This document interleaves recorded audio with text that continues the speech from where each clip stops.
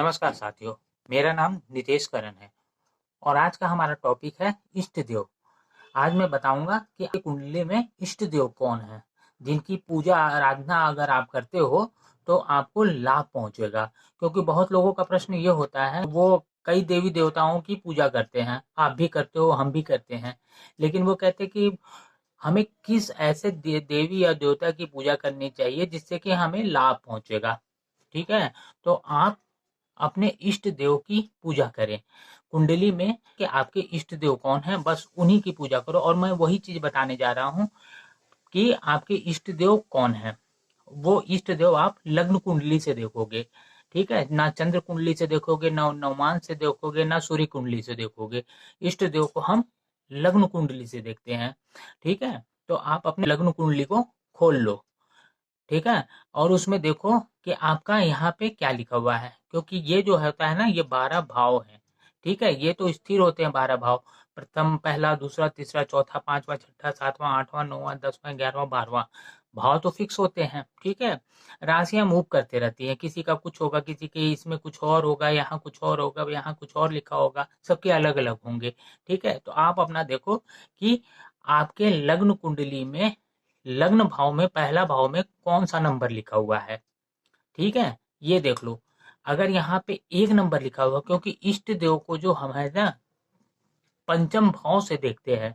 पंचम भाव कुंडली का कौन सा भाव होता है?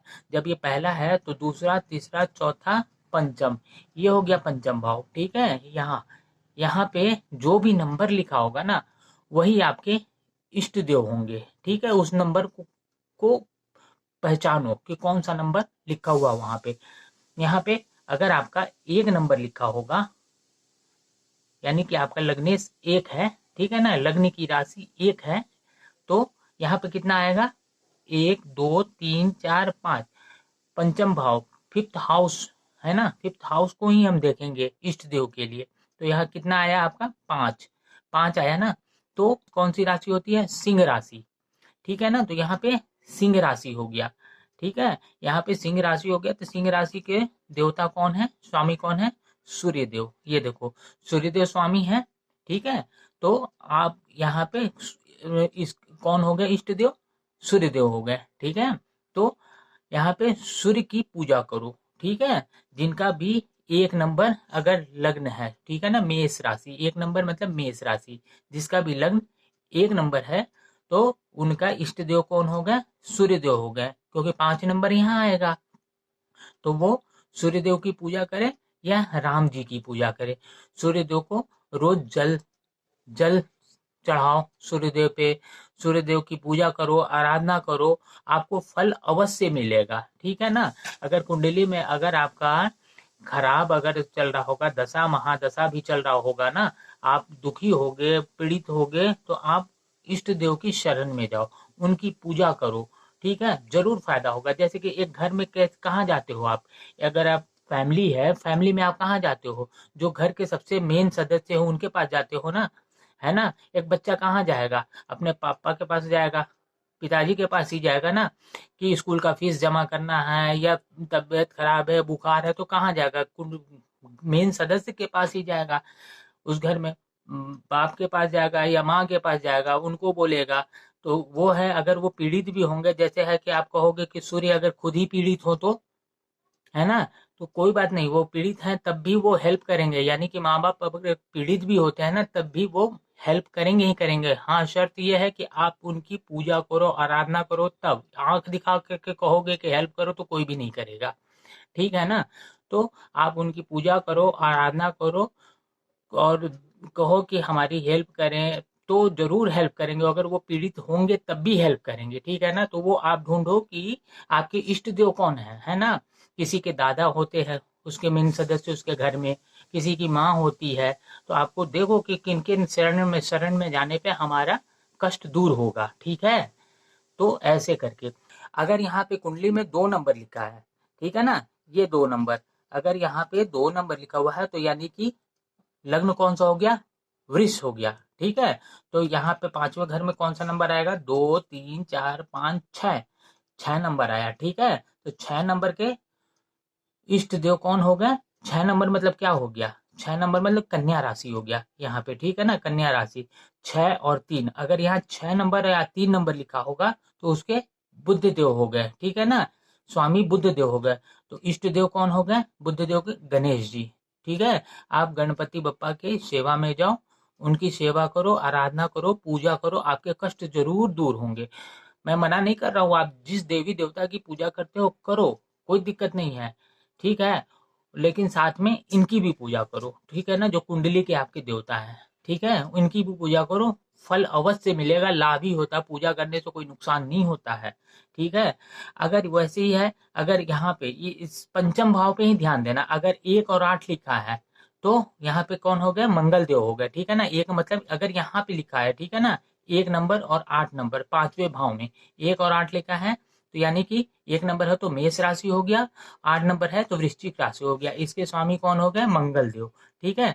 तो इष्ट देव कौन हो गए, हनुमान जी, ठीक है। हनुमान जी की शरण में जाओ, हनुमान मंदिर में जाओ, हर मंगलवार शनिवार को हनुमान जी की पूजा करो, है ना, वहां जाके हनुमान चालीसा पढ़ो, तो जितने भी कष्ट जो आपके चल रहे होंगे ना करंट में, तो वो सारा कुछ हनुमान जी दूर करने की कोशिश करेंगे, ठीक है ना।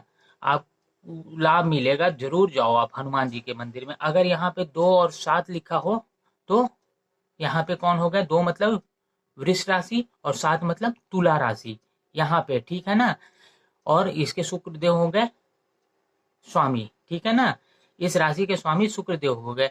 तो इष्ट देव कौन हो गए, इष्ट देव हो गए आपके माँ लक्ष्मी, माँ दुर्गा, इनकी पूजा करो, ठीक है। माँ लक्ष्मी की पूजा करो, दुर्गा माँ की पूजा करो, आराधना करो, ठीक है, वो सारा कष्ट दूर करेंगे। अगर यहाँ पे 3 नंबर और 6 नंबर लिखा हुआ है तो बुद्ध देव हो गए, गणेश जी की पूजा करो। अगर 4 नंबर यहाँ पे लिखा हुआ, पांचवें घर 5th हाउस में अगर 4 नंबर लिखा हुआ है तो इसके कर्क राशि हो गया, कर्क राशि के स्वामी कौन हो गए, चंद्रदेव।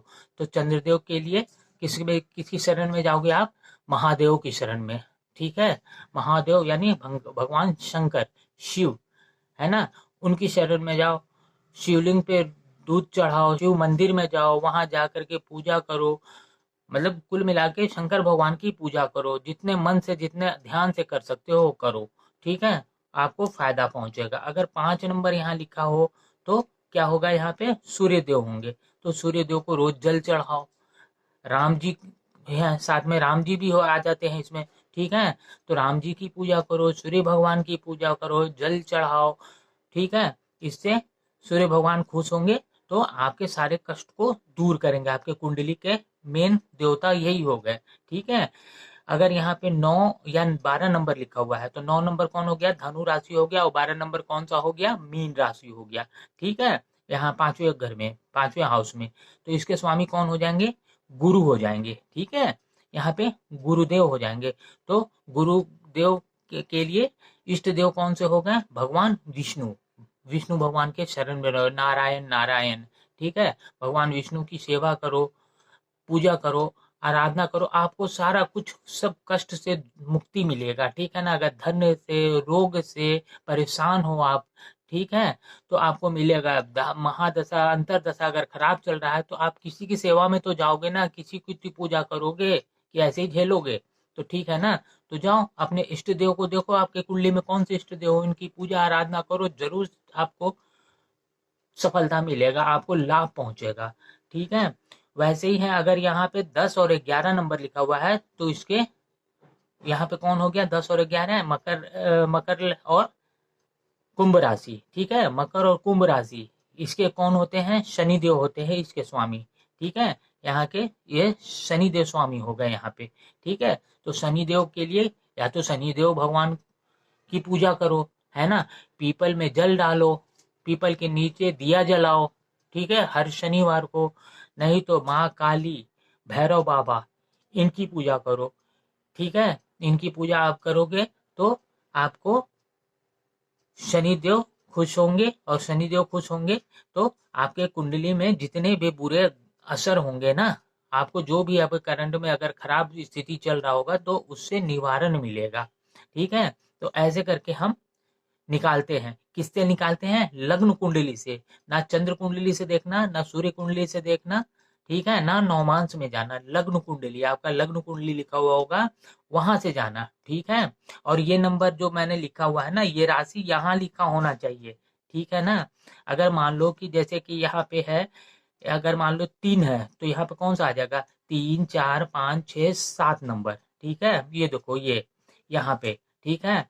ये 6 नंबर के लिए बुध है, ऐसे करके यहाँ वाला नंबर देखना है कि यहाँ पे कौन सा नंबर लिखा हुआ है। जो भी नंबर लिखा हुआ होगा उसके स्वामी की पूजा करना, वो इष्ट देव की पूजा करना, ठीक है ना। मंगल के लिए हनुमान जी हो गए, शुक्र के लिए माँ लक्ष्मी दुर्गा हो गए, बुध के लिए भगवान गणेश हो गए, चंद्र के लिए शंकर भगवान हो गए, सूर्य के लिए राम जी और सूर्य भगवान हो गए, गुरु के लिए भगवान विष्णु हो गए, शनि देव में माँ काली, भैरव बाबा और शनि देव, इनकी पूजा करो, ठीक है। अगर वीडियो पसंद आ रहा होगा ना, अच्छा लग रहा होगा ना, तो प्लीज आप लोग वीडियो को लाइक और चैनल को सब्सक्राइब कर दीजिएगा, ठीक है ना। धन्यवाद।